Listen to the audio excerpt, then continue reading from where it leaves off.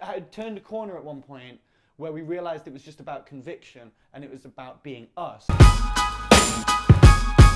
You just dropped a couple of big words in here. I mean, just Did from I? the vocab. I mean, you're a very deep man, Matty. We've known and loved you for a long time. But are you teaching the youth of today with some of the lyrics?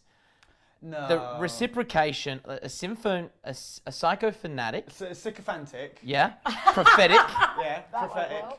Socratic. No, this is the Socratic Junkie Wannabe. Yeah.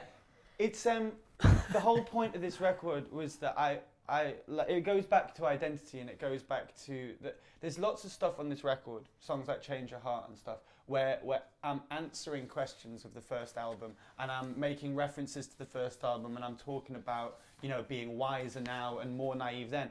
And there's this back and forth between the album that preceded this album and this album that our fans will really, really understand the subtext of. So that is me, the whole, what is a 1975 song? The sound is kind of like a parody of the 1975 song. That's kind of what I wanted it to be. I wanted it to be everything. It's the swallowing the dictionary thing. Yeah.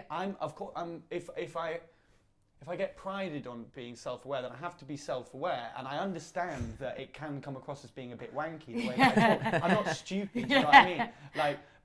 So that's what I'm kind of saying. But those are some of my best lyrics. Yeah. So I'm kind of taking my identity seriously and playing with it at the same time. That's what I'm doing with that. And if my tongue's in my cheek, then I hopefully won't fall over it. Yeah. The album. I like it when you sleep, for you are so beautiful yet so unaware of it. Yeah. We spoke on the phone last year about saying that that you can name an album whatever you want because you don't have the restrictions of a record company or certain people telling you what to say. Yeah. How long did it take for you as a band to actually nut it down, and was it longer? No, it was about, I've said this a lot now, it was about conviction, you know what I mean? It was partially because, obviously, in reality, we'd just come off a successful first album that was self-titled. The idea of calling something that, for the fact of how long it was, it's quite, I don't know, cheeky or exciting or subversive to a certain extent. But what it was really about was the fact that we went through a stage of being really scared about what we were going to do and how hard it was going to be and how hard we were taking it and how hard touring was and feeling sorry for ourselves. And then, and we just had turned a corner at one point where we realized it was just about conviction and it was about being us and about our truth. Just making decisions. Exactly, making bold decisions, that was it. So that was a really bold decision. Yeah. And it kind of lay the foundations for that philosophy to run throughout the record.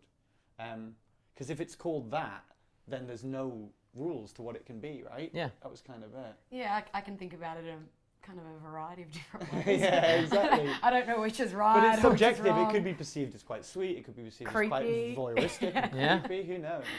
But all parts of my personality. Do you think you're a good-looking sleeper? Me? Yeah. It's certainly not about me, and I would very much doubt it. Yeah. Look at this neck thing. You sleep on your back, not on the side? And now I'm quite fetal, actually. Yeah, I'm very fetal when I sleep.